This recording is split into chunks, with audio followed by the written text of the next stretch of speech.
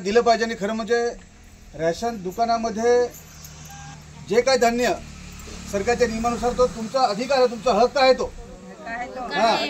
त्याच्यामुळे तो दुकानदार तो असो, मी असो किंवा इतर कोणी असो, परंतु तुमच्यावर असं रागीट बोलले किंवा आज या आज नाही उद्या या असं आपल्याला सांगून चालणार नाही। तुम्हा तो दुकानदार त्या दुकानामध्ये दिवसभर राहायला पाहिजे। आपल्या भगिनी आहेत, कुठे वाडीत कामावर जातात, कुठे इतर ठिकाणी कामावर जातात, त्यांना जो वेळ मिळेल त्या वेळेत येऊन ते कधीही घेऊन जातील, ही व्यवस्था आहे आपली।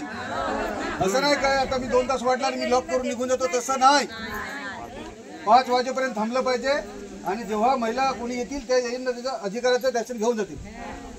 या तक्रारी गेल्या 1-2 वर्षापासून तुमच्या होत्या।